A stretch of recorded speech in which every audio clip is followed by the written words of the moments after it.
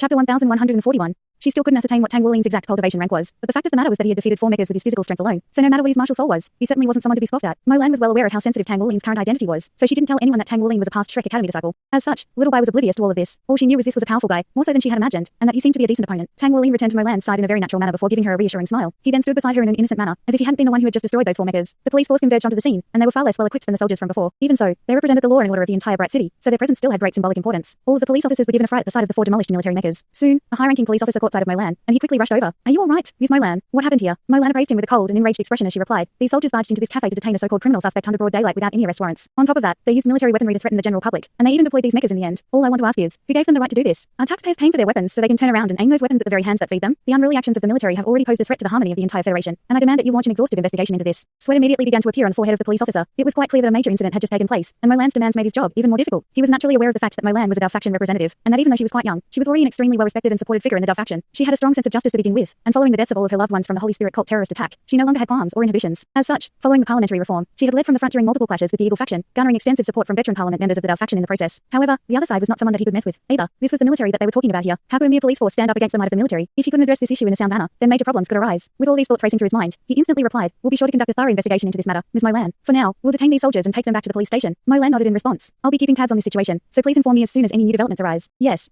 The police officer extended a salute toward her before leading the other police officers to take care of the soldiers on the scene. At the same time, they recorded statements from the members of the general public in the cafe in order to ascertain the situation that had unfolded earlier. The detained soldiers were all extremely tight-lipped, but the police officers soon understood the gist of the situation from the general public. It was undoubtedly the case that the military was in the wrong here. They had barged into the cafe to capture someone without an arrest warrant. These soldiers and mechas all belonged to the Bright City garrison, but they had been incorrectly mobilized to capture someone without an official warrant. This issue could be blown up and be made into a big deal or be stifled and gradually forgotten as an insignificant incident. It was very easy to verify which military department these soldiers and mechas belonged to, and the fact that all of the soldiers were refusing to say anything was a clear indication that they were waiting for their higher-ups to take care of this issue. As such, there would be no way to get them to talk. Tang Wuliang was spectating the proceedings beside Mo Lan this entire time, and the police officers had taken care of the situation in a relatively appropriate manner. The 4 mecha pilots were all escorted out of their mechas and temporarily detained, as were all of the soldiers in the cafe. They were going to be taken back to the police station for further interrogation. Just as the police force was about to depart with these detained soldiers, a military vehicle suddenly sped onto the scene. Tang Ji how clearly heaved a sigh of relief upon seeing this military vehicle. The arrival of the higher-ups meant that this load would be taken off their shoulders. In reality, if they were to be truly prosecuted for their actions today, they would have to attend hearings at the military court. The military vehicle quickly drew to a halt, and the lieutenant colonel emerged from within with a pair of majors in accompaniment. "Hold on." The lieutenant colonel strode over to the high-ranking police officer and raised a hand to stop them from continuing to detain the soldiers into their police vehicles. "We're from the garrison's investigation regiment. What's happened here? We heard from a report from our soldiers that a misunderstanding has taken place here between them and your police force. Is that true?" In terms of official rank, the high-ranking police officer was inferior to the lieutenant colonel, and the former replied in a serious voice. An incident just took place where these soldiers were issued an order by someone to use military weapons to threaten the general public, and they were unable to provide an arrest warrant. Even mechas were deployed and attacked members of the general public. We have to launch a thorough investigation into this so we can provide a proper explanation to the people. Hence, we have to take these soldiers back to the police station for further interrogation. You can't do that. These soldiers belong to the military, so we'll be responsible for investigating them. This has nothing to do with you. Please hand them over, and we'll keep you updated on the situation. The lieutenant colonel waved a hand as he spoke, and a dozen or so armed soldiers immediately got out of the military vehicle to stop the police officers in their path. There were definitely more police officers on the scene, but in terms of equipment and combat prowess, they couldn't hold a candle to these true soldiers. Mo Lan said in a cold voice, "So this is the tyranny of the military. You've truly opened my eyes. Who are you?"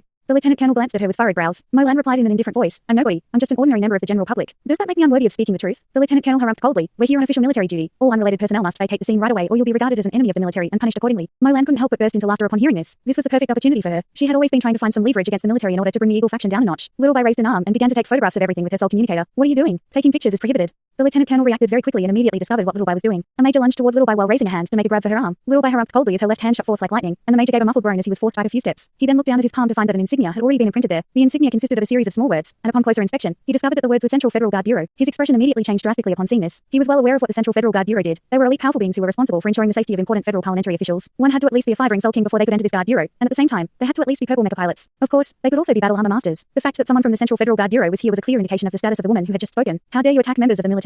The lieutenant colonel had only seen his comrade being forced back by Little Bai, and he didn't know what had just happened, so he was just about to flare up with rage. Thankfully for him, the major reacted very quickly, instantly returning to his side before offering his own hand for the lieutenant colonel's examination. The lieutenant colonel's expression also changed drastically upon seeing the words imprinted on his palm. They were in some trouble now. The Central Federal Guard Bureau's most important duty was to protect members of Parliament, and only Parliament members were entitled to protection from them. Furthermore, not all Parliament members were entitled to this privilege. It was undoubtedly the case that this middle-aged woman was a Parliament member, and from her attitude, it was quite clear that she was quite opposed to the military. The Eagle faction held the upper hand at the moment, but in reality, the results of all elections and other major events had to be decided by referendum. If the incident that had just taken place wasn't properly taken care of, then the military's image would take a very severe hit. This wasn't supposed to be a major incident, but who would have thought that it would escalate to this extent? The lieutenant colonel's expression darkened as the nature of the situation dawned on him. Mo Lan continued in an indifferent voice, "So, are you going to arrest me as well? Let me see who dares to obstruct the police in completing their official duties." The lieutenant colonel's expression changed several times in quick succession. The current situation was already very difficult to deal with, but if he were to allow the police to detain those soldiers, then the situation would take a further turn for the worse. Even the higher-ups of the military would have to be very careful in the way they handled this incident. After all, the Douluo Federation was still a democratic government. "Take everyone back with us." The lieutenant colonel immediately made a decision and issued an order. At the same time, he strode over to Little Bai and positioned himself in front of her sole communicator to prevent her from taking photos. In the process, he completely ignored Mo Lan, pretending as if he hadn't realized who she was, and he merely appraised Little Bai with a calm expression as he urged, "Please stop taking photos. If you can take a step back on this, the military will be sure to repay you for your generosity." Chapter 1142.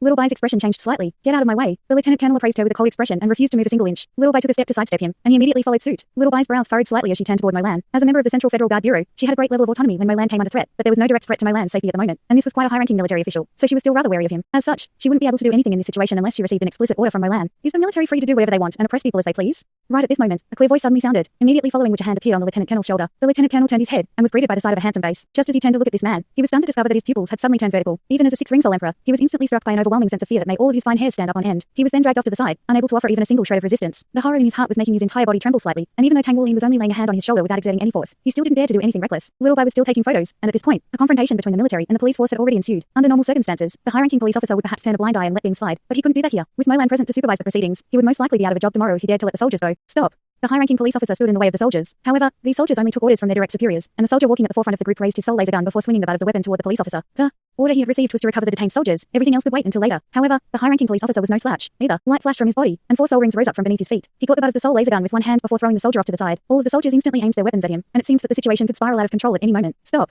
Right at this moment, a delicate cry sounded, and a figure rushed out from the distance. It really was her. Tang Wulin's expression instantly darkened at the sight of her. Compared to the sorry state she had been in the night before, Shenzing seemed to have transformed into a completely different person today. Her military uniform gave her a very sharp and crisp appearance, and the epaulets on her shoulders indicated that she was a lieutenant colonel. It was already quite a feat for someone of her age to have climbed up to such a high rank in the military. Tang Wulin appraised her with a cold expression. She was undoubtedly the one behind this farcical situation. She wanted to capture him, but everything had escalated into a major incident. However, this was also a clear indication of just how powerful her backers were. Otherwise, she wouldn't dare to mobilize military forces so recklessly in Bright City like this. Shenzing quickly strode over to the high-ranking police officer with a slightly apologetic look on her face, and she said, "My apologies. Please hold off on detaining my men for now." After that, she quickly strode over to Mo Lan before giving her a massive hug right before Tang Wulin's astonished eyes. "Sister Mo Lan, what are you doing here?" Mo Lan also faltered slightly upon seeing her. "I could ask you the same, little Zing." Shenzing laid her chin on Mo Lan's shoulder and whispered something into her ear, upon which a peculiar look instantly appeared on Mo Lan's face. "This is absurd. The military is there to serve the Federation, not to act as your personal army. What if they had hurt innocent civilians?" Shenzing hung her head like a guilty little girl and pleaded, "I'm sorry. I know what I did was wrong, and I'll never do it again. Please don't tell my father and my big sister or I'll be in big trouble. If the higher-ups hear about this, it'll be over for me. Please." Tang Wulin was already completely flabbergasted as he looked on from the side. Shenzing had whispered into Mo Lan's ear in a very quiet voice earlier, but as a soul sage, his hearing was naturally sharp enough to overhear their conversation. What she had told Mo Lan was that Tang Wulin was her boyfriend, and the two of them had had a lover's quarrel. She was really angry about the situation and wanted to force him to come back to her, so she had deployed members of the military in a moment of senseless rage. Tang Wulin was completely speechless. This was downright bullshit. When had he become her boyfriend? However, Tang Wulin could sense from Mo Lan's expression that things were rather complex. As a representative of the Dou faction, it was quite clear that she definitely wasn't fond of the military, but from her attitude toward Shenzing, it was quite clear that the latter was no ordinary person. Her backers were either powerful enough to make even Mo Lan quite wary, or they were people whom she had no choice but to appease. Otherwise, her attitude would be completely different. Mo Lan turned to look at Tang Wulin, and the latter remained silent. In a situation like this, it was best not to say anything. After all, he also wanted to reduce the scope of the incident to prevent his cover from being blown. All right, this is the only exception I'll make, but I have to tell your big sister about this. As for your father, you'll just have to beg your sister to keep this a secret from him. Mo Lan grumbled. "Thank you.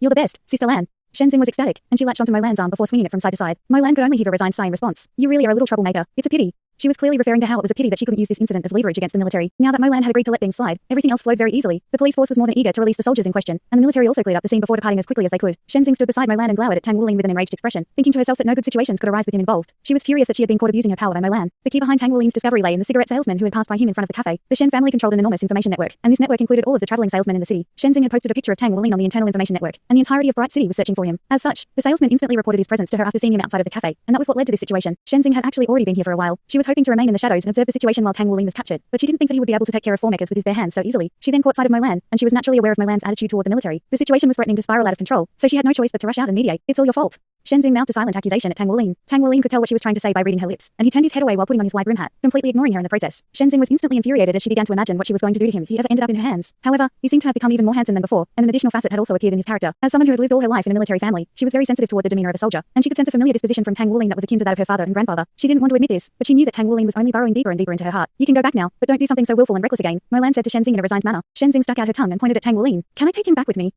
Her words trailed off, and she blushed as she spoke. Her acting skills really were top-notch. Could it be that she had been to the demonic island as well? Tang Wulin was struck by a sense of speechlessness at the sight of her pitiable display. Chapter 1143. Mo Lan glanced at her, then looked at Tang Wulin, and she couldn't help but feel rather perplexed. She naturally didn't believe Shenzing's claims. Tang Wulin had only just arrived in Bright City, so how could he possibly be Shenzing's boyfriend? However, it wouldn't be a good idea to expose this fact, but with how sensitive Tang Wulin's current situation was, she couldn't allow Shenzing to take him away. "He's my little brother, and I have something I still need to speak to him about. You guys can settle your argument later. You can go back now." Mo Lan adopted a very serious expression as she spoke. Shenzing didn't dare to say anything at the sight of Mo Lan's serious look, and she stuck out her tongue before aiming a vicious glare at Tang Wulin before reluctantly trudging away. Tang Wulin was just about to say something at the sight of her departing figure, but Mo Lan raised a hand to stop him. Little Bai then drove Mo Lan's car over to them. This was a very ordinary and understated soul car. Tang Wulin instantly realized what Mo Lan's intentions were, and the two of them got into the car while Little Bai drove them toward the central region of the the city. Mo Lan didn't say anything along the way, and there seemed to be something on her mind. Tang Wuling didn't say anything, either, and he merely sat beside her in silence. Not long after that, Little Bai drove the car into an underground garage beneath a tall building. The three of them emerged from the car before taking the elevator upward. The elevator rose all the way to the top floor, and Mo Lan turned to Little Bai as she instructed. You can go back for now. Don't record anything that happened today, and pretend as if nothing happened. Understood? Yes, I understand. Little Bai departed in the elevator after taking one final curious glance at Tang Wuling. Mo Lan led Tang Wuling into a very large room that was close to 200 square meters in size, but the room was very sparsely furnished. Due to the fact that they were on the top floor, the scenery outside the floor-to-ceiling window was quite breathtaking. One could look out very far into the distance, upon which they would be greeted by the side of a bustling city situated in a forest of iron and steel. Mo Lan switched on the light, pulled down the curtain, then pressed a button. With Tang Wuling's sharp senses, he was immediately able to discover that an energy barrier seemed to have appeared around the room, making it impossible for the sensory devices outside to eavesdrop or spy on them. All right, we can talk now. Wuling, it looks like you're in some trouble already. What's the deal with you and Shenzing?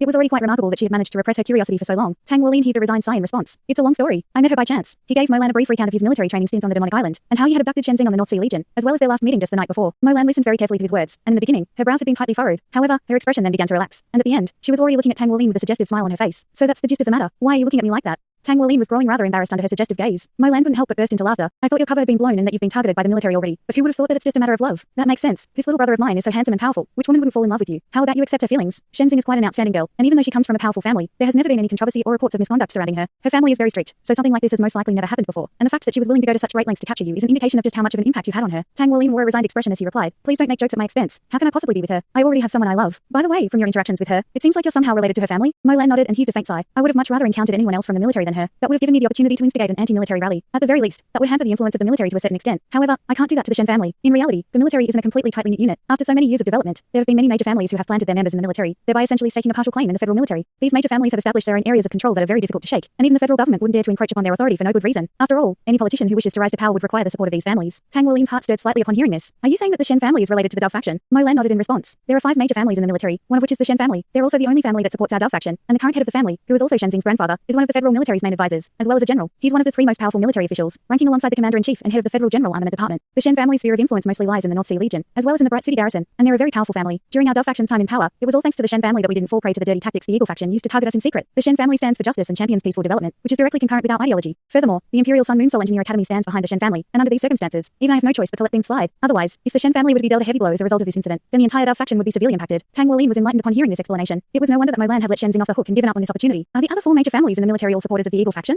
Tang Wuling asked. Mo Lan shook her head in response. 3 of them support the Eagle faction, with the most prominent one being the Kyangi family. The remaining one is the Yue family of the Southern Legion, and they support the neutral faction, so they could potentially be our ally in the future. The Yue family? Wasn't that Yue's Hengyu's family? Tang Wuling heaved an internal sigh of relief upon hearing this. 2 of the 5 major families didn't support the Eagle faction, so the situation wasn't too bad. It was no wonder that the Dou faction could still maintain the current situation. However, the situation is still not a very optimistic one. Mo Lan sighed. Ever since Kyangi Dongfang became the chairman of the Spirit Pagoda, the Kyangi family has been developing at a phenomenal rate. They've kept a low profile for many years, and now that the family is rearing its head, they've quickly accumulated a lot of power. With the support of the Spirit Pagoda, the Kyangi family is now too powerful for anyone to contend with. They've even seized direct and indirect control of over 20% of all parliamentary seats, and this has never happened in the history of the Federation. Tang Wuling was quite alarmed to hear this. Is the Federation unable to do anything to address this? How can they allow a single family to continue developing like this? If things continue in this manner, won't the Kyangi family become a dictatorship in the future? Mo Lan replied in a grim voice. We've instigated many discussions about this matter, but the Kyangi family is very cunning. They have direct control over very few seats, so they brush aside our arguments as ad hominem attacks. Furthermore, there are many people who are clearly affiliated with them, but pretend as if they have nothing to do with the Kyangi family. Tang Wuling's brows furrowed tightly upon hearing this. Do you think they played a hand in the Shrek City bombing? Mo Lan gave him a meaningful look and replied, "This is not something that I can say for sure. All I can say is that it's very possible. The Kyangi family has always kept a very low profile, and if it weren't for the fact that Kyangi Dongfang had become the chairman of the Spirit Pagoda, they would have most likely continued to lie low, and no one knows exactly how powerful they are. However, this is a family that has been around for a very long time, so one can only assume that they've accumulated an enormous amount of power and resources. As the #1 academy on the continent, Shrek Academy was the main pillar of support for the neutral faction, and with the Tang sect acting as another major source of support, no powers dared to look down on the neutral faction. Back when Shrek Academy and the Tang sect were in their heyday, neither the Dou faction nor the Eagle faction dared to overstep their boundaries, and this was exactly because both sides feared intervention from the neutral faction. The neutral faction appeared to be the weakest among the 3, but Shrek Academy and the Tang sect had both stood at the pinnacle of the entire continent for over 20,000 years, and they were far too powerful to contend with. In particular, Shrek Academy had alumni in all 3 factions, all of whom were closely affiliated with the academy, so for some people, Shrek Academy was constantly a thorn in their sides. The sudden attack launched against Shrek Academy definitely wasn't something that could have been thrown together in a day or 2. Mo Lan suddenly paused here before continuing. What are your future plans? Wuling, if you plan to revive the academy, then I have to firmly advise you against it. Why? Tang Wuling asked. A wry smile appeared on Mo Lan's face. It's far too difficult. If you want to revive Shrek Academy, then you'll be making all of the major families your enemies, including the Shen family and the Yue family. No one wants to see an organization as powerful as Shrek Academy appear again, as the academy acted as a restrictive force on all of the major families. Do you understand what I mean? Chapter 1144. Tang Wuling's expression stiffened slightly upon hearing this. Are you saying that all 5 major families played a role in plotting against Shrek Academy? Mo Lan shook her head in response. No, I'm not going as far as to say that. I don't know exactly which sides contributed to the Shrek Academy bombing, but it's undoubtedly the case that the powerful Shrek Academy had been a restrictive force on all powers, including sects, families, and other organizations. It was only as a result of their influence that the continent was peaceful for so many years. Do you think the Eagle faction has only recently been proposing war against the Douluo Empire? Countless people have been supporting a war even prior to the founding of the Federation, and it was only through the constant intervention and mediation from Shrek Academy that a war didn't eventuate. However, war is virtually unavoidable now, and it's something that we can't stop no matter how hard we try, and that's exactly because we've lost the almighty pillar that was Shrek Academy. Do you think anyone would wish to see a new Shrek Academy emerge under these circumstances? It's impossible.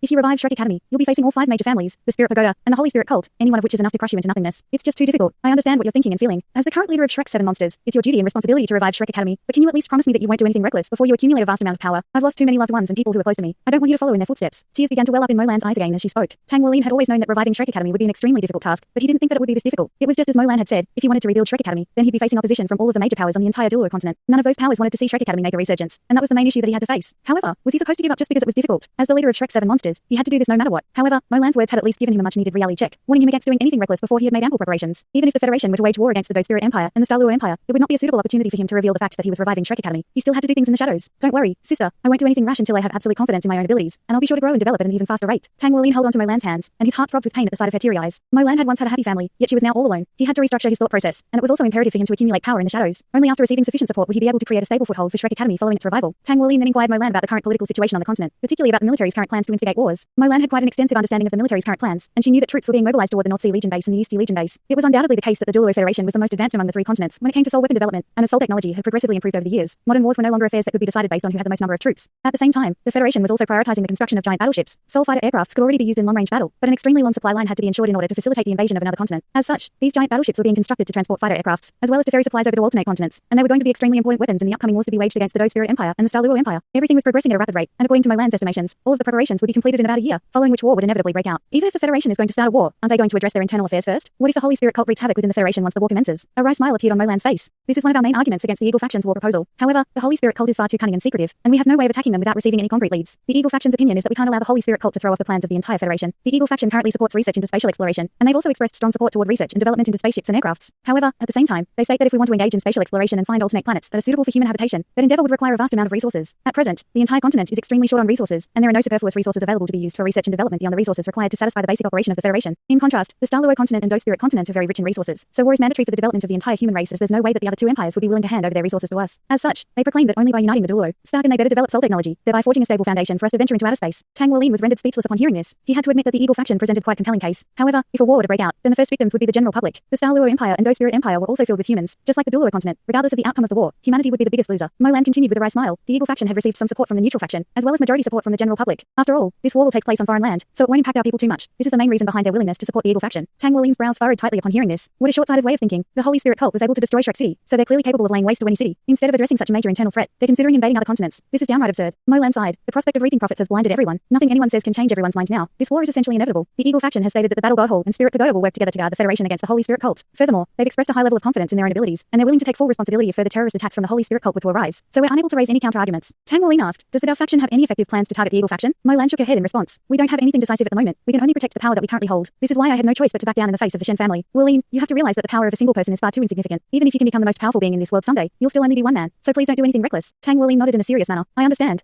Don't worry, I won't do anything rash. I know my limits. Also, I understand how I need to face all of this. I'll be taking my leave now. Big sister, keep in touch. Molan escorted him out of the building, then looked on as he hailed a taxi and departed. As she did so, she heaved a faint internal sigh. Despite how young Tang Wuling was, he had far too heavy a load on his shoulders, and even she couldn't help him much. After returning to his hotel room, Tang Wuling immediately began to meditate and reorganize his thoughts. Some of his past plans would have to be modified and improved. He was definitely going to revive Shrek Academy, but his original plan had now been revealed to be unrealistic. It was far too naive to think that he could simply announce to the world that he was reviving Shrek Academy and expect all of the Shrek Academy supporters to flock to his banner. Chapter 1145. It was just as Molan had said. If he wanted to rebuild Shrek Academy, then he would have to face opposition from almost all of the major powers on the entire continent. As such, he couldn't reveal his plans to the world until he was absolutely ready. However, just because he couldn't reveal his plans didn't mean that he couldn't work toward his goals in the shadows. The information that he had received from Molan was not very optimistic, but it had been very helpful to his planning. At the very least, she had taught him to be more cautious toward everything and to not act recklessly under any circumstances. A faint smile appeared on Tang Wuling's face, and his eyes gradually lit up. He had the support of the Tang sect behind him, so why couldn't he hide Shrek Academy just as the Holy Spirit Cult had hidden themselves? In any case, he had to visit the original site of Shrek City. Following this visit to Bright City, he had essentially already decided on a course of action, and all he had to do next was to set his plan into motion. The next morning, Tang Wuling and the others set off for the original site of Shrek City via Soul Train. The 27 of them were split up into 5 carriages, and Tang Wuling was sitting beside Long Yakshu. The 2 of them were posing as a pair of lovers, and aside from the disguise that Tang Wuling had applied to himself, everyone else was still in their original appearance. There was no need for them to adopt any disguises as their identities weren't sensitive. Tang Wuling looked at the rapidly receding scenery through the window of the Soul Train, and a mixture of emotions welled up in his heart. He was now hoping that the Holy Spirit Cult would attempt to hijack this train as that would give him an opportunity to avenge his deceased teachers and peers of Shrek Academy. However, for some reason, the Holy Spirit Cult hadn't launched a terrorist attack on the continent for a very long time, and the only appearance they had made was during that last incident at the Blood God Legion base. They hadn't been dealt any destructive blows, so their sudden and complete disappearance was truly perplexing. In Tang Wuling's eyes, the Holy Spirit Cult was intentionally keeping a low profile to contribute toward instigating the inevitable war. If the war were to commence, the Federation civilization would undoubtedly be lacking in military power, and if the Holy Spirit cult were to strike then, the consequences would only be even more disastrous. If he wanted to revive Shrek Academy, not only did he have to balance the external powers so they kept one another in check, thereby preventing them from interfering with the revival of the academy, he also had to destroy the Holy Spirit cult. The initial steps were always the most difficult ones to take in any endeavor, so this was the most arduous stage of Tang Wulin's plan, but his thought process was very clear. Following his conversation with Mo Lan, he was made even more aware of the fact that he couldn't afford to be too hasty in implementing his plans, as that would only achieve the opposite of the desired effect. He and his friends were the only remaining seeds that Shrek Academy had, so they had to ensure their own safety no matter what. As such, it was most definitely better for them to be safe than sorry, even if they had to err on the side of caution. After all, he and his friends were still nowhere near powerful enough to truly make a difference in this world. Just as Tang Wulin was departing from Bright City with his Blood Dragon squad, Shenzing was sitting in her own room with a frustrated look on her face. That bastard had vanished into thin air without so much as a single trace. How was that possible? After separating from Mo Lan on that day, she had sent out her subordinates to wait for Tang Wulin in secret. They managed to track Tang Wulin even as he departed from Mo Lan's office, but he then stopped at a shopping center and suddenly disappeared there. Following her drunken encounter with Tang Wulin that night, Shenzing knew that he was extremely proficient in disguise techniques, so it would be extremely difficult to find him. However, she couldn't just pass up on this rare opportunity and let him scurry away right under her nose. With that in mind, Shenzing decided to pay a visit to Mo Lan. Sister Mo Lan.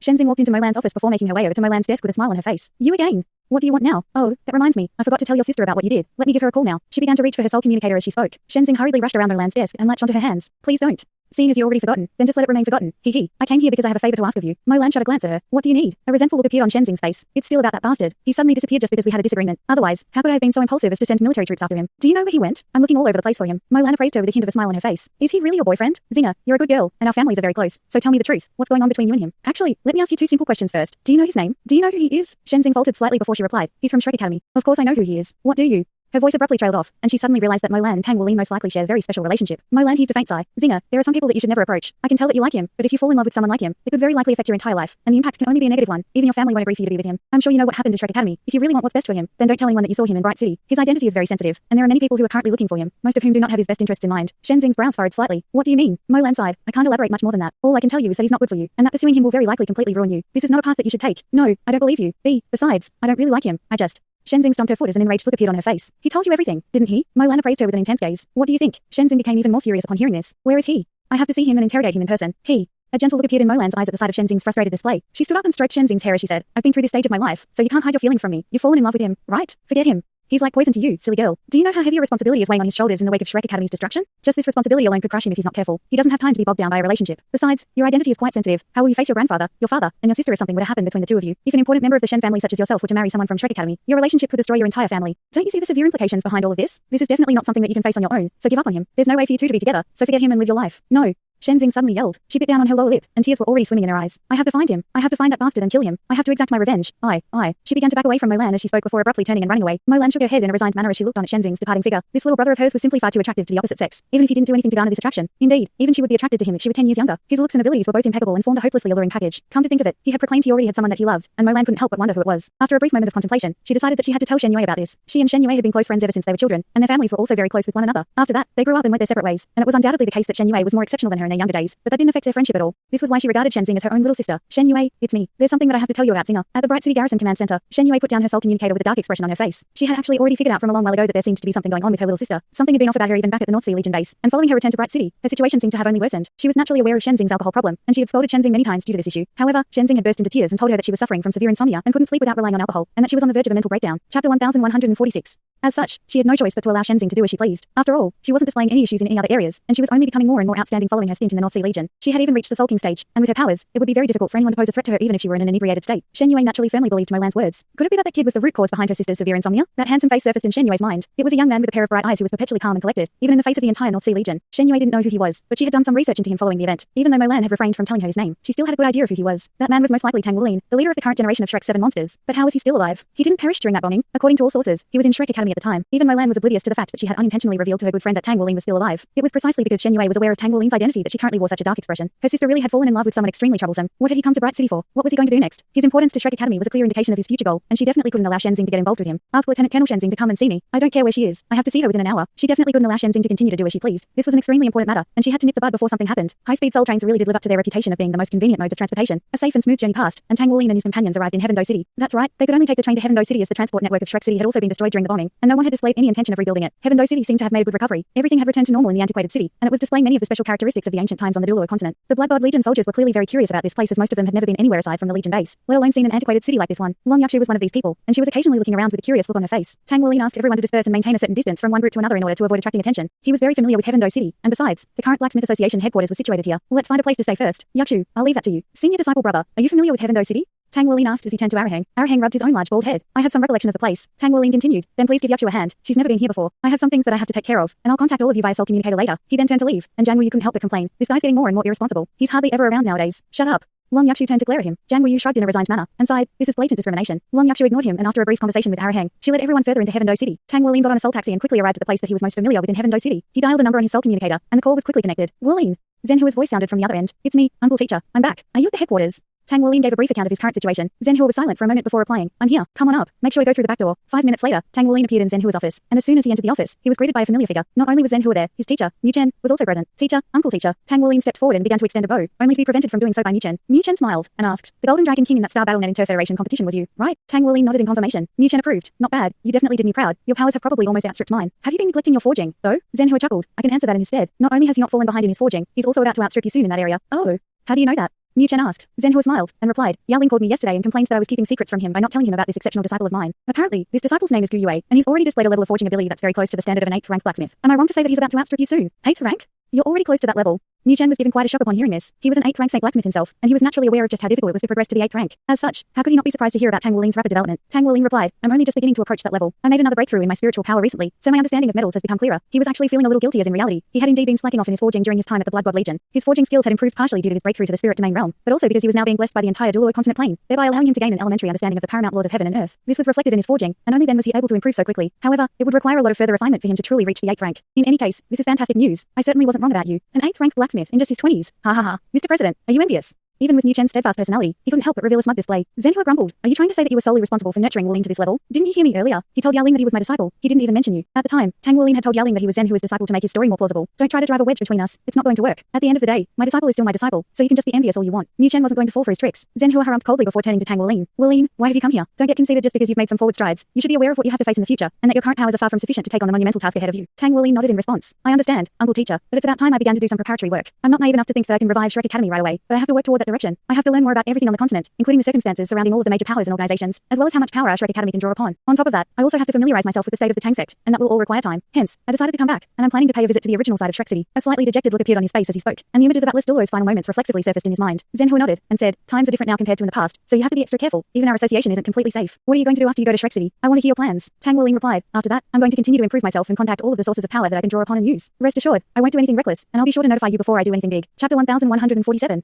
Zhenhua replied, we'll be firm backers of yours at all times, but what you have to understand is that regardless of whether it's us, or the Tang sect, or any other power who wants to support you, no one will step in unless the time is right. We're not doing this because we're selfish and solely looking out for ourselves. The issue is that all of us represent more than just ourselves. Do you understand? I do. Tang Wuling replied with a nod. Zhenhua continued, if it were 10,000 years ago, individual powerful beings could resolve a lot of problems. Under those circumstances, I would have advised you to reach at least the title Douluo level, and perhaps even the limit Douluo level before you consider reviving Shrek Academy. However, with the rapid advancements of soul technology, even limit Douluo are no longer invincible. Otherwise, no one would have been able to destroy Shrek Academy. At the same time, the military's attitude is very important. You have to do your best to garner support from the military. At the same time, you have to be wary of the Spirit Pagoda. Kaiyangi Dongfang is a very ambitious man, and it can be said that the Kaiyangi family are the main beneficiaries to the destruction of Shrek Academy. The Spirit Pagoda has also released synthetic black soul spirits and drastically lowered the prices of synthetic purple soul spirits, so they are truly at the height of their powers. As such, now would not be a good time to directly clash with them. Mu Chen stretched lazily as he interjected. Wuling, if you require anything in forging, both your Uncle Teacher and myself will be more than happy to support you. You've already reached a level where you can handle a suit of 3-word battle armor, right? You should complete your 3-word battle armor as soon as possible. Once you reach the title Douluo level, you can get your Uncle Teacher to forge you a set of heavenly refined metals to use as an inferior substitute. Then forge something for yourself once you're capable of doing so. Zhenhua flared up with rage upon hearing this. Inferior substitute? Is my heavenly refinement that worthless in your eyes? A disdainful look appeared on Mu Chen's face. It's pretty mediocre. If you hadn't had those miraculous strokes of luck back in the day, how could you have possibly become a divine blacksmith? A surge of warmth flowed through Tang Wuling's heart as his teacher and Uncle Teacher bickered with one another. This feeling of warmth was something that he hadn't experienced in a very, very long time. All right, let's stop bickering about these useless matters. Wuling, seeing as you're close to the 8th rank, forge something for us before you leave, Zhenhua said. It was clear that he wanted to offer Tang Wuling some guidance. Being close to the 8th rank and actually reaching it were two completely different concepts, and this was also an extremely important step to be taken. If he could establish a good foundation for himself as an 8th rank blacksmith, then there would be a greater chance for him to become a divine blacksmith in the future. Tang Wuling may have become a saint blacksmith in his early 20s, but neither Mu Chen nor Zhenhua dared to proclaim that he would definitely become a divine blacksmith in the future. The step to be taken from saint blacksmith to divine blacksmith was like a massive gulf, and exceptional luck was required to take this step. Otherwise, no one would be able to reach that level no matter how hard they tried. Mu Chen had already been stumped by this bottleneck for 20 years without being able to take that final step. Tang Wuling clearly had a far greater chance of taking this step than he did, but no one dared to proclaim that he would definitely reach that level. Yes.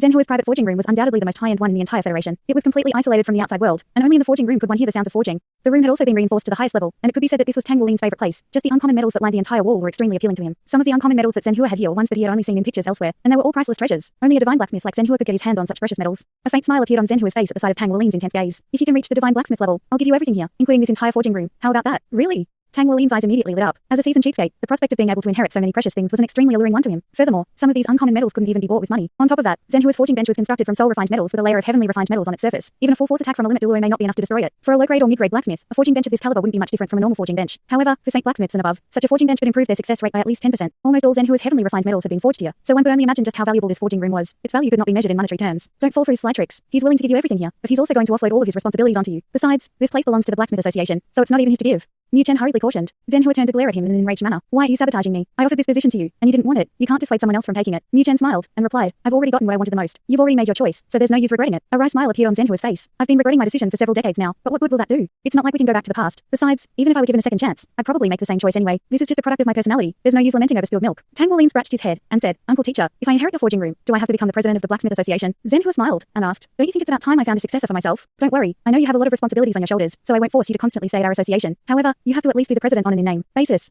After all, by the time you inherit this position from me, you'll already be a divine blacksmith, and the association needs a divine blacksmith as its leader. All right, I agree. Tang Wulin accepted this offer almost without any hesitation. Mu Chen and Zhenhua were both slightly surprised by this. Both of them knew Tang Wulin very well, and even though he was quite young, he knew that he definitely wasn't the type of person to make rash snap decisions. There were indeed many precious materials here in Zhenhua's forging room, but as a saint blacksmith, it wouldn't be impossible for Tang Wulin to gather such a collection for himself if he were willing to put in the time and effort. Tang Wulin smiled at the sight of the surprised expressions on Zhenhua and Mu Chen's faces, and said, It's all thanks to teacher and uncle teacher that I've become who I am today, so I certainly can't shirk my responsibilities when the Blacksmith Association needs me. As a disciple, it is my duty to share the load with my teachers. Zhenhua burst into elated laughter upon hearing this. Good on you, Wulin. I'm very happy to hear that you think that way. In contrast, Mu Chen heaved a faint sigh. You really have grown up, Wulin. He knew that Tang Wulin's words were genuine, but at the same time, he also understood that this arrangement would tie the Blacksmith Association to Tang Wulin to a certain extent. As such, if he were to truly begin reviving Shrek Academy in the future, the association would be compelled to lend him its assistance. Hence, Tang Wulin was killing two birds with one stone here. He had truly already grown up and was no longer the naive child he once was. Tang Wulin stepped up to the forging bench and asked, Uncle Teacher, what kind of metal will I be using? The difficulty of soul refinement differed vastly depending on the type of metal used. Zhenhua waved a hand, and a piece of metal rose up from the nearby shelf before landing on the forging bench. Use this one. If you refine it well, I'll give it to you free of charge, but if you can't satisfy my standards, then you'll have to pay for it. Tang Wulin lowered his head to look down at the piece of metal, upon which a shocked expression immediately appeared on his face. He then abruptly turned to Zhenhua and said, Uncle Teacher, this is way too valuable. In terms of pure value alone, the piece of metal that was currently sitting on his forging bench definitely ranked among the top 3 of the hundreds of types of metals in this entire forging room. On top of that, it wouldn't be an exaggeration to say that it was the rarest type of metal in the entire room. Even more importantly, this type of metal was truly extremely useful to Tang Wulin. He had already prepared the metals for the construction of his own suit of 3-word battle armor, and all that was left for him to do was integrate his current suit of 2-word battle armor, then mold the shape of the battle armor before carving the core circuits. The main use for this piece of metal was as an intermediary agent, as it could maximize the level of affinity between any metals. In other words, with the addition of this type of uncommon metal, the harmony rate of any spirit alloy that was forged would be raised to 100%, no matter how many types of metals were used to create the alloy. Of course, the prerequisite to this was that the alloy forging had to be successful. Even so, this piece of metal would still drastically decrease the difficulty of metal fusion. The piece of metal was of a faint blue color, but there were golden thread-like strands within it, making it appear as if it were a combination of golden threads submerged in blue water. As such, it was given the name gold water consonance, and it possessed both metal and water elements, fusing the two perfectly as one. It had an affinity with all other types of metals, and could also fuse with any other type of metal to become a part of that metal. However, it was extremely rare, and its value far exceeded that of the vast majority of metals. As such, no one would be willing to convert it into another type of metal. Chapter 1148. After extensive research conducted by countless generations of blacksmiths, it was finally discovered that the most worthwhile purpose that it served was as an intermediary agent during fusions of metals. Tang Wulin had only seen this gold water consonance metal in Zhenhua's forging room, and this was a piece of metal that was so precious that even Zhenhua couldn't bear to use it himself. The fact that this was something held in such high regard even by a divine blacksmith was a testament to just how outrageously precious it was. Just the value of this small piece of gold water consonance alone was comparable to that of a divine grade mecha. Yet Zhenhua was offering to give it to him. He was undoubtedly intending for Tang Wulin to take this piece of metal so he could fuse more types of metals into his suit of 3-word battle armor, thereby maximizing its power. This was an immeasurably precious gift. Uncle Teacher, this is too precious for me to accept. Tang Wulin couldn't help but exclaim. Zhenhua scoffed. What? Do you think it's yours already? Quit dreaming.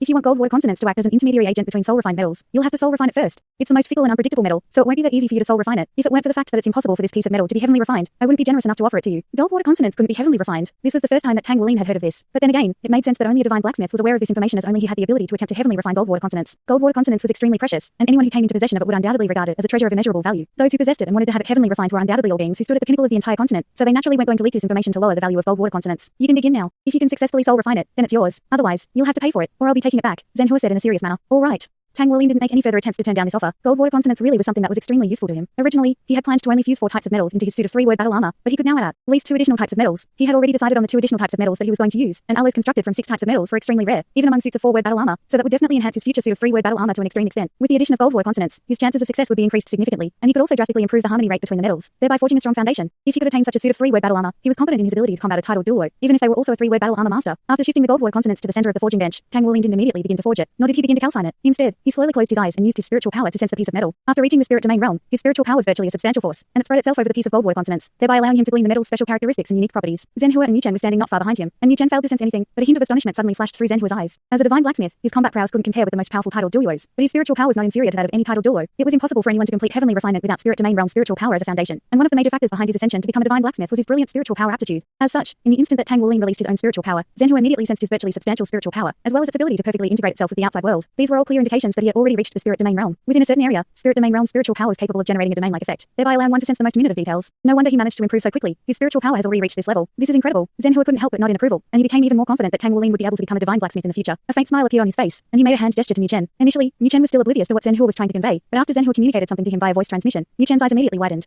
Even as an 8th rank saint blacksmith, he was currently still very far away from the spirit domain realm, and that was one of the major obstacles dictating his inability to ever become a divine blacksmith. But he didn't think that Tang Wulin would have already reached this level. Tang Wulin was completely oblivious to the communication taking place between Zhenhua and Mu Chen. His attention was focused entirely on the piece of gold water consonance in front of him, and using his spiritual power to sense the piece of metal was completely different from appraising it with his eyes. Within his spiritual world, he could sense that this piece of gold water consonance was filled with vitality. Was this its innate life force energy? This meant that this piece of metal's basal state was similar to that of a normal piece of metal after undergoing spirit refinement. How could he not be stunned by this? After careful assessment, he discovered that gold water consonance's internal structure was very stable, but also very active. Metal and water elements were perfectly integrated within the piece of metal without any disharmony. There was no other way to describe it than perfection. However, the metal elements were constantly flowing and changing within the water elements, thereby causing the structure of the metal to constantly fluctuate. Even the most unstable metals that Tang Wulin had seen couldn't compare with the gold water consonance, which possessed vitality that was akin to flowing water. It was like it possessed its own unique tiny space, within which metal and water elements were constantly revolving and flowing into different forms. This was truly an extremely interesting piece of metal. A faint smile appeared on Tang Wulin's face, and he wasn't fazed in the slightest by the difficult process that soul refining this piece of metal would undoubtedly entail. Instead, he was raring to go. Other people may not be able to comprehend its complexities, but with his immense spiritual power, he was able to constantly sense the changes taking place within the piece of metal. It was undoubtedly the case that there was no set pattern to the changes taking place in the piece of gold water consonance. There was no way that a normal blacksmith would even be able to grasp its unique characteristics, let alone soul refine it, or even 100 refine or 1000 refine the piece of metal. However, this didn't apply to him. Seeing as this was a metal that combined two elements and resembled a life form, he could use his spiritual power to try and control these innate metal and water elements. He didn't have to stabilize these elements. All he had to do was guide them to move in a set pattern, which would therefore make them a cooperative force in his forging. With that in mind, Tang Wulin's spiritual power had already surged forth before revolving around the piece of gold water consonance. His spiritual power enveloped the piece of metal and constantly pulsed as it seeped into the metal, attempting to affect its internal structure. From Mu Chen and Zhenhua's perspectives, they could see a layer of dazzling golden and blue light appearing over the surface of the piece of gold water consonance. The light permeated in a misty manner like water vapor, and it also began to fluctuate, not in an overly violent manner, but the fluctuations were definitely discernible to the naked eye. That's amazing.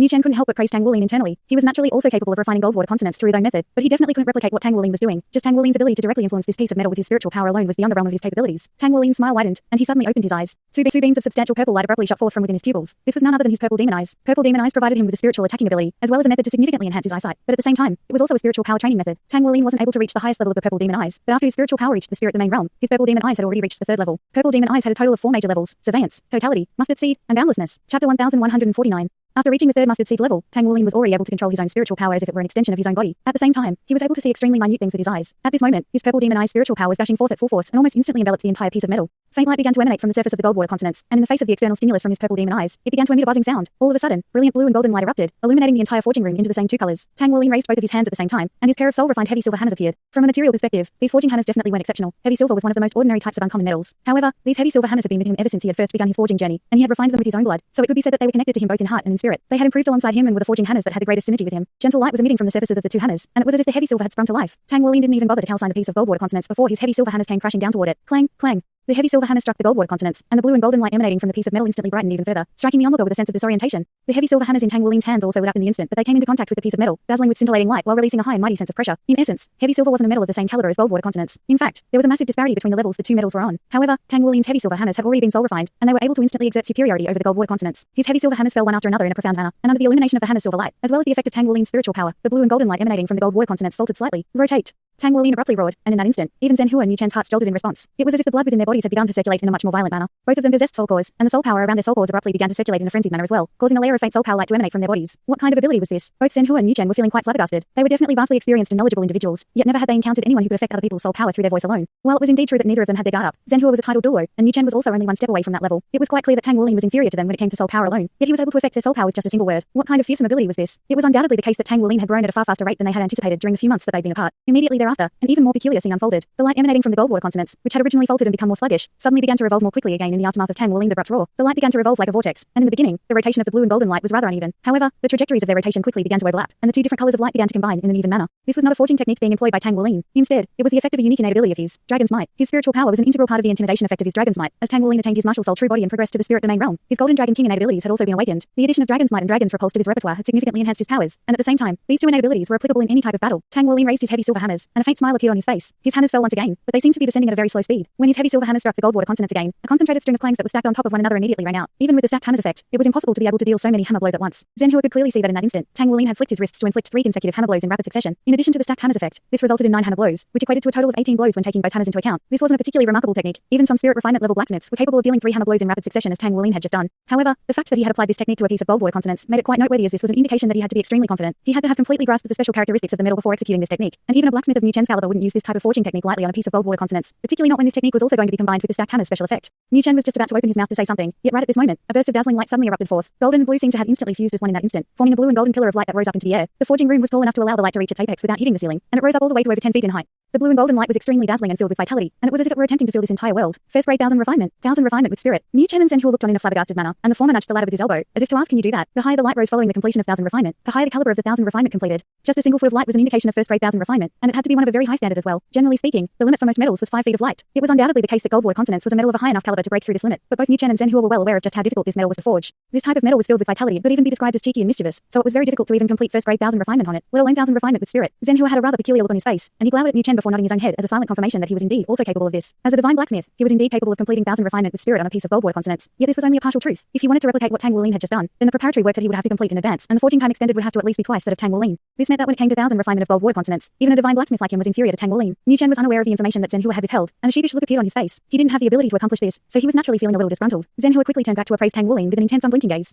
He was indeed essentially offering this piece of gold water consonance to Tang Wulin as a gift, but at the same time, he wanted to test Tang Wulin and examine what level his forging had reached. This was very important for him to make a judgment on which path Tang Wulin should take in the future to become a divine blacksmith, but he didn't think that Tang Wulin would give him such a massively pleasant surprise from the get-go. It was undoubtedly the case that the abrupt roar that he had let loose earlier had been the key behind his ability to instantly complete thousand refinement. Following the guidance of his spiritual power, the gold water consonance had reached a profound state of equilibrium for an instant, thereby making its internal vitality circulate in a set pattern and rhythm. It was only after grasping this pattern was Tang Wulin able to complete thousand refinement so quickly. Regardless of whether it was his creation of this pattern, or his guidance of the gold water consonance, or the timing with which he had completed the thousand refinement, all of these steps had been completed to near perfection. A layer of faint light surfaced over Tang Wulin's face, and he suddenly leapt up into air before striking his heavy silver hammers down upon the scintillating blue and golden light that had risen up into the air. The two-colored light was vanquished by the heavy silver hammers, forming a series of halos that proliferated outward, and a low dragon's roar also rang out from within Tang Wulin's mouth. The dragon's roar was low and faint, but it was relentless and continuous. The dispersed blue and golden light seemed to have been guided by this sound and began to revolve around the piece of gold water consonance, illuminating the piece of metal into the same blue and golden color. He had just solidified the state of the metal. Zhenhua couldn't help but raise an eyebrow upon seeing this. Was there anything that Tang Wulin couldn't do? Right at this moment, Tang Wulin's hammers began to fall at a rapid rate akin to rain falling upon a banana leaf, and the relentless dragon's roar continued to stream out of his mouth. At the same time, the dragon's roar was constantly maintained within a certain decibel range, and under the influence of this sound, the blue and golden light that was released by the gold water consonance following its thousand refinement continued to linger while revolving around the piece of metal. This method of forging without allowing the spiritual light to dissipate was something that had been taught to him by Zhenhua. This method would allow the blacksmith to preserve a piece of metal's vitality to the greatest degree, but it also made the forging process a lot more difficult. Zhenhua had told him from the very beginning that it was best not to attempt this method if he didn't possess sufficient spiritual power, and even if he did attain sufficient spiritual power, he had to be careful when using this method. Every time this method was employed, it would significantly deplete one's spiritual power, and if any mishaps were to occur, it could negatively impact one's mind. Chapter 1150. Of course, the current Tang Wulin clearly didn't have to worry about this issue as his spirit domain realm spiritual power could support him in any forging he attempted. A faint smile appeared on his face, and a burst of bright light flashed through his eyes. The speed at which his heavy silver hammers fell increased, and the dragon's roar he was letting loose grew louder and louder. As opposed to using only his dragon's might, he was now also combining it with his golden dragon roar. The combination of the two was injected into his forging, thereby allowing him to intimidate the metal and water elements within the gold water consonance, forcing them to act in the way that he stipulated. At the same time, he was infusing his dragon's might into the piece of metal to forge a greater level of synergy between it and himself. He wasn't going to give up this gold water consonance for anyone as it provided a brilliant opportunity for him to maximize the power of his future suit of three-word battle armor. As such, he was certainly going to give it his all during this forging process. All he wanted to do now was to complete soul refinement of this piece of gold water consonance at all costs, and he was also going to do his best to make the soul refinement as perfect as possible. Boom. 10 minutes later, both of Tang Wulin's hammers fell at the same time, striking the surface of the gold water consonance in a vicious manner. The blue and golden light emanating from it abruptly congealed, and immediately thereafter, a blue and golden vortex appeared out of thin air around the piece of metal before absorbing all types of natural elements from the surrounding area in a frenzy. He had succeeded in spirit refinement, thereby bestowing life upon this piece of metal. The rich life force energy that erupted from it made Tang Wulin feel as if they had been teleported into a forest, and the elation radiating from the gold water consonance was affecting every other piece of metal in the forging room. Some of the metals of higher calibers began to emit a faint buzzing sound in reciprocation, as if to celebrate and praise the gold water consonance. Bestowing life upon a piece of metal was a miracle that took place during spirit refinement, and the higher the caliber of a piece of metal, the more difficult spirit refinement was going to be to complete. The blue and golden vortex fluctuated violently, and Tang Wulin took a step backward while panting slightly. In the next instant, his eyes suddenly lit up again, and he abruptly slammed the heavy silver hammer in his right hand into his own chest amid a dull thump. The sound of a violent heartbeat rang out immediately thereafter, and Tang Wulin opened his mouth to expel a jet of blood that shot forth and landed directly at the center of the gold water consonance vortex. Blood sacrifice. This was the second time that Tang Wulin had ever offered a blood sacrifice, and the first occasion he had done this was on the heavy silver hammers that he was currently using. This second blood sacrifice had been given to this piece of gold water consonance, and this blood sacrifice was countless times more potent in its efficacy than his first one. The current Tang Wulin had already broken 11 of his golden dragon king seals, and his blood was no longer purely that of a human being. It could even be said that he was a half-dragon being. This mouthful of golden dragon king blood was infused with the purest life aura of the supreme life form, and both the richness of its life force energy, as well as the purity of the golden dragon king bloodline, were completely unmatched. As such, as soon as this mouthful of blood landed on the surface of the piece of metal, a loud ringing sound immediately rang out from the gold water consonance. Immediately thereafter, this ringing sound transformed into a dragon's roar, and the blue and golden light instantly took on the shape of a dragon in midair before revolving around the piece of metal in an elated manner. With this blood sacrifice, he had significantly elevated the caliber of this piece of gold water consonance, and the blue and golden dragon projection was constantly weaving in and out of the piece of metal, cleansing and reforming the life that had just been created. Tang Wulin's face was slightly pale. What he had just expelled was not just a normal mouthful of blood. Instead, it was a mouthful of his quintessential blood, and it was an indication of just how much he wanted to perfect the soul refinement of this piece of gold water consonance. Zhenhua raised an eyebrow upon seeing this. He was rather surprised by Tang Wulin's decisiveness, and at the same time, he was also made aware of just how confident Tang Wulin was in himself. Quintessential blood was extremely important to a soul master, and the more powerful a soul master was, the more precious their quintessential blood became as it would contain more and more energy as their powers increased. The expulsion of a mouthful of blood essence could take more than several months to recover from, and in extreme cases, it could even dent one's cultivation rank. As such, Tang Wuling's actions were a clear testament to just how high a regard he held this piece of gold word consonance. Furthermore, following this blood sacrifice, this piece of gold word consonance wouldn't be able to be used by anyone else aside from him, even if he couldn't successfully complete soul refinement. His blood sacrifice had already branded his mark onto this piece of metal, so it could only belong to him. Zhenhua couldn't help but chuckle internally at how much of a cheapskate Tang Wuling was, but at the same time, he was greatly assured by this as it was an indirect declaration of Tang Wuling's confidence. If he still couldn't complete soul refinement following a blood sacrifice, then that would be a massive loss. Tang Wuling's soul core and dragon core pulsed in unison as he silently sensed the intimacy from the piece of gold word consonance after it fused as one with his own bloodline. His golden dragon king bloodline was extremely overbearing, and it almost instantly fused with the piece of metal. A faint smile appeared on Tang Wuling's face. He could clearly sense that during the blood sacrifice, the final remnants of impurities within the piece of gold word consonance had been eradicated. Furthermore, it had already formed a profound connection with his spiritual power. Through his spirit domain realm spiritual power, Tang Wuling was able to control all of the natural energies and elements in the air, but he couldn't directly control the internal structure of a solid object unless he were to unleash a spiritual attack. However, following his blood sacrifice, he was able to use his spiritual power to control this piece of gold word consonance through the bloodline connection he had established with it. A blood sacrifice entailed a significant expenditure, but at the same time, it laid a solid foundation for his soul refinement. Roar. A loud dragon's roar rang out from Tang Wuling's mouth, and golden scales abruptly surfaced over his skin. His entire body became slightly taller, and following the injection of his golden dragon king bloodline power, his heavy silver hammers had also turned golden in color. No matter how one looked at the current Tang Wuling, he didn't seem to be a human being anymore. Dragons might erupted from his body, and even Yu Chen and Zhenhua reflexively took a few steps backward as their expressions changed drastically. Immediately thereafter, Tang Wuling resumed his forging. Is he this powerful already? Why do I feel like I might be no match for him anymore? Yu Chen transmitted his voice to Zhenhua in a stunned manner. Zhenhua replied in an exasperated voice, "There's no might about this. You are no match for him. If I'm not mistaken, he seems to have already become a 7-ring soul sage, and with his bloodline power, you'd have no chance against him in a one-on-one battle. Of course, he's still far from my level. TCH, quit spouting nonsense. How about you fight him without your 4-word battle armor? Then, you can't tell me you can beat him without your battle armor. You can't use your divine grade mecha, either. Are you confident in beating him in a one-on-one battle?" Yu Chen immediately retorted. Zhenhua harumphed in response. "I am the president of the Blacksmith Association, and I'm beyond the primitive Neanderthals who only know how to settle things through senseless battle." Yu Chen couldn't help but burst into laughter. At the same time, he was quite stunned by Zhenhua's response. The fact that he was dodging the question was an indirect indication of his lack of conviction, which meant that even as a titled Douluo, he wasn't confident in his ability to defeat Tang Wuling on an even playing field. Was he really this powerful already? Yu Chen was suddenly forced to see Tang Wuling through new eyes. It was no wonder that he dared to return as he was now. He really had built up a significant foundation of power. After that, Yu Chen and Zhenhua ceased their conversation and continued to appraise Tang Wuling's forging with rapt focus. From his forging techniques alone, they could see that Tang Wuling was close to the 8th rank level, but he was still some way away from truly becoming an 8th rank blacksmith. However, he was using some alternative methods to assist himself in his forging, and these were resources that no normal blacksmith had access to. Each and every strike of his heavy silver hammers was accompanied by a deafening dragon's roar, and it was a good thing that they were in Zhenhua's forging room. If they were doing this anywhere else, the massive commotion would have already attracted hordes of people to the scene. With each dragon's roar and hammer blow, there seemed to be a golden dragon being injected into the gold word consonance, and the blue and golden light radiating from it became brighter and brighter. Thanks so much for watching this video. Don't forget to hit the like button and subscribe. Also leave a comment down below with suggestions on what novels to read.